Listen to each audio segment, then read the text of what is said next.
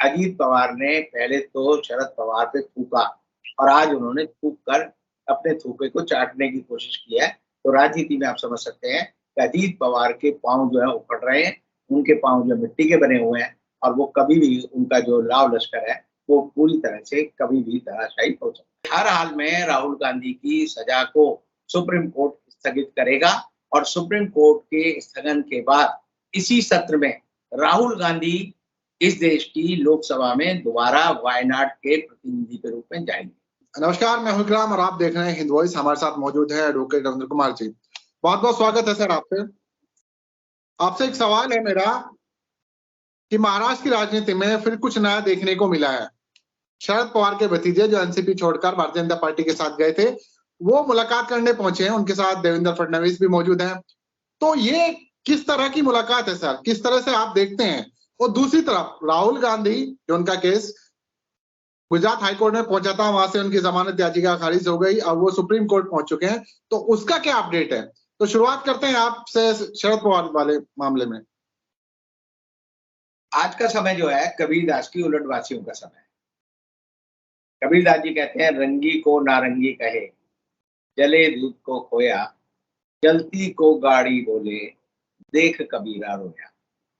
तो इस समय की जो राजनीति है वो बड़ी उलटवासियों वाली राजनीति है, जिसको आप सामान्य बुद्धि से नहीं समझ सकते। अब देखिए कि 15 दिन भी नहीं हुए, अजीत पवार ने शरद पवार की सरेआम बेइज्जती की, उनको एक तरह से घर से बेघर कर दिया, जमीन अर्श से फर्श पे लाके पटाई, जमीन पर उनको जो है गाड़ने की पूरी तैयारी हो गई और ये तक कहा कि शरद पवार की उम्र हो गई है, अब इन्हें राम नाम जपना चाहिए और संन्यास ले लेना चाहिए। ये सारी बातें कितने दिन हुए? 15 दिन नहीं हुए। और उस 15 दिन में आज अचानक ये सारे पूरे अपने लाव लश्कर के साथ, यानी आप देखिए अजीत पवार हुए, हसन मुशर्रफ हुए, सुनील तटकरे हुए, छगन भुजबल हुए, जितने के जितने ये लोग थे, आज बिना बताए शरद पवार का ये बात पता चलने पर कि वो SB Patil, SB Chauhan centre पे हैं, तो वो जो है वहां चले गए और यशवंत बलवंत राव चौहान के भवन में, जो कि शरद पवार का ट्रस्ट है और शरद पवार उसके अध्यक्ष हैं, वहां पर पहले गए। 2 दिन पहले भी वो शरद पवार के घर गए थे और तब उन्होंने कहा था कि शरद पवार की पत्नी प्रतिभा पवार का ऑपरेशन हुआ, वो अस्पताल से डिस्चार्ज हुई, तो उनका हालचाल मालूम करने गए। आज वो अचानक फिर पहुंच गए। अब पहुंचने के बाद उन्होंने पूरा लाव लश्कर के साथ जो है पूरा नाटक किया। छगन भुजबल तो रोने लगे और बोले, मैं तो आपका विट्ठल हूँ, मेरा ध्यान रखो। ये वही छगन भुजबल है जो अभी जो रैली शरद पवार ने पहली छगन भुजबल की कॉन्स्टिट्यूंसी में की थी, तब उसे दाड़ लगाई थी कि मैं किसी तरह से जो है शरद पवार के ऊपर आश्रित नहीं हूँ। और शरद पवार पे उन्होंने उंगली उठा के कहा था कि इन्होंने मेरी कॉन्स्टिट्यूंसी में आकर मेरे खिलाफ रैली क्यों की? करनी थी तो अपने भतीजे के करते, अजीत पवार के यहाँ करते। इन्होंने जो बातें नहीं कहनी चाहिए राजनीति में, जितनी भी मर्यादा होती है, वो सारी इन्होंने खत्म कर दी और खत्म करने के बाद जो है अब ये आज नाटक कर रहे हैं। तो ये कबीरदास की उलटबाजियां हैं कि ये आज जो है शरद पवार के घर माफी मांगने गए थे, या शरद पवार के जो बच्चे कुछ एमएलए हैं उनको घसीटने गए थे, या शरद पवार को पकड़कर जो है इनका बस चलता तो आज ये उसका अपहरण करते और कहते कि ये जो है एनसीपी के शरद पवार जो अध्यक्ष है वो जो है अजीत पवार के गुट में शामिल हो गए। ये सारी बातें हो सकती हैं। राजनीति में मर्यादाहीन आचरण की जितनी सीमाएं हो सकती हैं, आज जो है एनसीपी के इन नेताओं ने, बागी नेताओं ने, जिनको लोग विश्वासघाती कहते हैं, आपने देखा होगा आज ही राउत जो है उन्होंने कहा कि यूएनओ को चाहिए कि 30 जून को हर साल जो है विश्वासघात दिवस मनाएं। विश्वासघात दिवस क्यों मनाएं? क्योंकि एनसीपी वालों ने हम अपने नेता के साथ विश्वासघात किया और 30 जून को पिछले साल विश्वासघात किया था शिवसेना के नेताओं। तो उन्होंने यूएनओ के जो महासचिव हैं उनसे अपील की कि विश्वासघात दिवस मनाया जाए। यूएनओ जो है किसी घटना को लेकर विश्वासघात दिवस या जो भी दिवस मनाता है, मुझे अच्छी तरह याद है कि हमने एक बार एक एमएस सिगरेट आई थी, उसका नाम था मिस सिगरेट, वो जो है डालमिया ने निकाली थी और वो डालमिया में उस सिगरेट के साथ ये कहा था कि सिगरेट जो है महिलाओं की। तो हमने भारत मुक्ति मोर्चा की तरफ से 6-6 फीट की बड़ी-बड़ी, बहुत बड़ी सिगरेटें बनाई और हमने उनका डेमोन्स्ट्रेशन किया निर्माण भवन के बाहर। और हमने ये मांग की कि जब मम्मी के लिए सिगरेट है, पापा के लिए सिगरेट है, तो बच्चों के लिए भी सिगरेट होनी चाहिए। तो 30 मई का जो हमारा आंदोलन था वो इतना सफल रहा कि न्यूज़ वीक और टाइम्स मैगज़ीन के फ्रंट पेज पर वो फोटो छपी कि बच्चे जो है मांग कर रहे हैं। और उसकी वजह से ये हुआ कि मिस सिगरेट का जो पूरा प्रोजेक्ट था डालमिया का, वो बिल्कुल खत्म हो गया और बिल्कुल वो ठप्पा हो गया, उनका बट्टा बैठ गया। उसके बाद उस दिन को यूएनओ ने एक्सेप्ट किया कि हम इसे जो है एंटी टोबैको डे मनाएँगे और इसलिए पूरी दुनिया में वो एंटी टोबैको डे बनता है। इसी तरह आपने देखा होगा कि 21 तारीख थी, 21 जून, जिसको मोदी जी ने कहा कि हम जो है एक योगा दिवस मनाएँगे, योगा डे मनाएँगे और उसको यूएनओ ने भी एक्सेप्ट किया।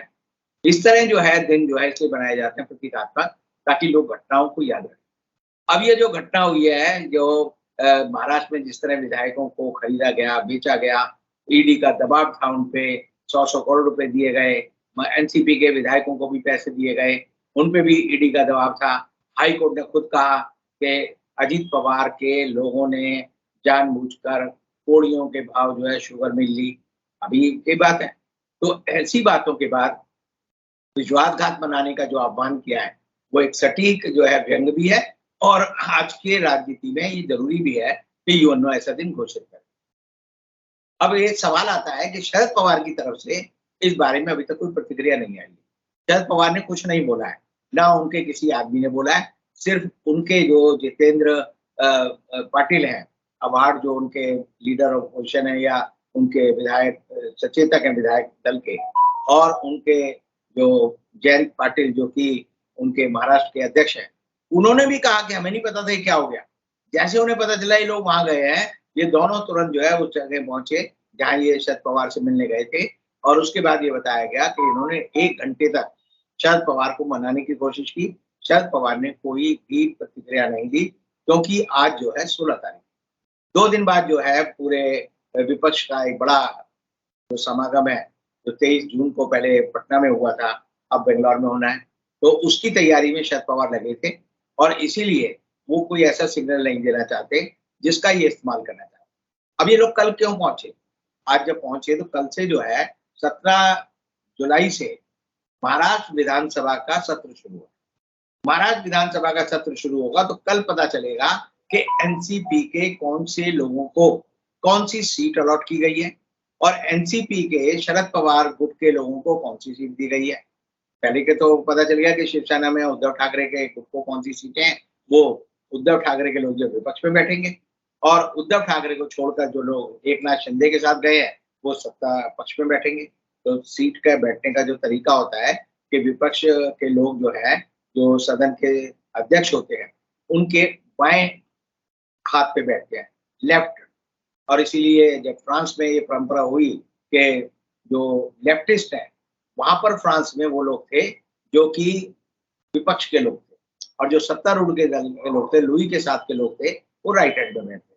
उसी परंपरा को जो है बाद में इंग्लैंड में भी स्वीकार किया गया, अमेरिका में भी स्वीकार किया गया और में भी स्वीकार किया। अब कल कौन कहाँ बैठता है ये पता चलेगा, लेकिन जिस तरह से आज ये लोग गए हैं, इन्होंने महाराष्ट्र के कैडर में एक भ्रम पैदा करने की कोशिश किया, लेकिन उसकी कोई प्रतिक्रिया नहीं आई। तो एक तरह से आप कह सकते हैं कि अजीत पवार ने पहले तो शरद पवार पे थूका और आज उन्होंने थूक कर अपने थूके को चाटने की कोशिश की है। तो राजनीति में आप समझ सकते हैं कि अजीत पवार के पांव जो है उखड़ रहे हैं, उनके पांव जो मिट्टी के बने हुए हैं और वो कभी भी उनका जो लाव लश्कर है वो पूरी तरह से कभी भी धराशायी हो सकता है। ये तो हुई पहली बात। अब जी अब आपसे दूसरी बात, राहुल गांधी, क्योंकि जिन्होंने केस किया था पुण्येश मोदी जो कोर्ट गए थे, क्या मामला है राहुल गांधी का जो सुप्रीम कोर्ट आया, कब से सुनवाई है सर और क्या कुछ अभी लग रहा है आपको? देखिए, जब से राहुल गांधी के बारे में उन्होंने जो अपनी एक पिटीशन हाई कोर्ट में लगाई थी, अहमदाबाद हाई कोर्ट में, गुजरात हाई कोर्ट में, कि मेरी जो सजा है उसे निलंबित किया जाए, स्थगित किया जाए, उन्होंने स्टे मांगा था और अगर वो स्टे उनको मिल जाता तो जो है ऐसी हालत में ये होता कि उनकी लोकसभा की सदस्यता फिर बाहर हो जाती। अब चूंकि वहाँ के जो जज हैं, उन्होंने जो है उनकी ये सजा एक तो मानने से इनकार कर दिया कि मैं स्थगित नहीं करूंगा, और दूसरा जी। उन्होंने कुछ टिप्पणियां की हैं जो एक्स्ट्रा जुडिशियल जो है फाइंडिंग्स हैं जज साहब की। उन्होंने कहा है कि भई वो जो सावरकर के पोते हैं, उन्होंने भी उन पे केस कर दिया है, 10 जगह केस चल रहे हैं। तो ये सारी बातें जो हैं, जो किसी भी तरह से जज साहब के संज्ञान में कैसे आई, क्यों आई, ये एक बड़ा सवाल है।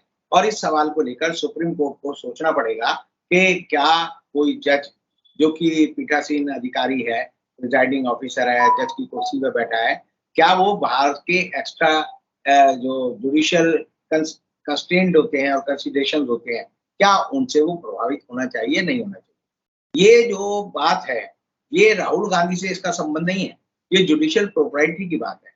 ये न्यायिक की जो हमारी परंपरा है, उसकी सत्यता की बात है, और क्या ये उचित है कि क्या जज जो है अपने आप को आम आदमी के रूप में पेश कर सकता है? ये सवाल जो है सुप्रीम कोर्ट के जजों के मन में भी होगा और जो बेंच सुनेगी उसके मन में भी होगा। अब हुआ क्या कि राहुल गांधी को जब जाना था, तो राहुल गांधी ने अपनी पूरी बात तैयार की, अपनी पिटीशन तैयार की और एसएलपी में वो उन्होंने सुप्रीम कोर्ट में डाली है। जैसे ही ये खबर आई कि राहुल गांधी अपनी एसएलपी तैयार कर रहे हैं, तभी उनके खिलाफ जो ये पूरा केस डाला है, ये पूर्णेश मोदी ने जो डाला है, उसने एक कैविएट लगा दिया। जनरली आप देखेंगे ये कैविएट जो है उन मामलों में लगता है, जो मामले जो है संपत्ति से रिलेटेड होते हैं। अगर मान लीजिए हमारा कोई संपत्ति का विवाद है और उसमें एक पक्ष को मान लीजिए अपील में जाना है, तो दूसरा पक्ष कहता है मुझे सुने बिना आप ना फैसला करें। जुडिशरी में ये पहला मामला है जिसमें आपराधिक मामले में किसी ने कैविएट डाला है। आपराधिक मामले में कैविएट नहीं डालता, क्योंकि आपराधिक मामले में जो केस होता है वो स्टेट वर्सेस होता है, यानी मैं कंप्लेनेंट के रूप में भी डालूंगा तब भी उसमें स्टेट एक पार्टी बनता है। तो ऐसी हालत में पूर्णेश मोदी ने जो कैविएट डाला है, उससे ये पता चलता है कि मोदी सरकार के मन में ये एक डर सा, खौफ सा बैठा हुआ है कि राहुल गांधी की अगर अपील एडमिट हो गई और राहुल गांधी सदन में आ गए, तो आप दिन समझिए, दिन की महत्ता क्या है कि आज 16 तारीख है, कल 17 तारीख है, 20 तारीख को जो है पार्लियामेंट का सत्र बुलाया जा रहा है।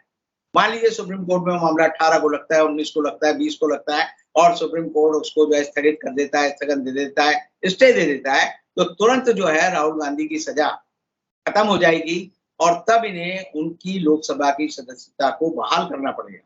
अब बहाल कब करना पड़ेगा? तुरंत करना पड़ेगा, क्योंकि जब फैसला आया था 23 मार्च को, तो सबने देखा कि 23 मार्च को 3:30 बजे फैसला आया और तुरंत जो है 24 घंटे से पहले भी हमने देखा कि लोकसभा अध्यक्ष ने बड़ी तेजी दिखाते हुए उनकी सदस्यता खत्म कर दी और तुरंत लोकसभा सचिवालय ने उनको कहा कि आप अपनी जो सरकारी कोठी है, सरकारी निवास है, उसे खाली करो, जो राहुल गांधी ने कर दिया।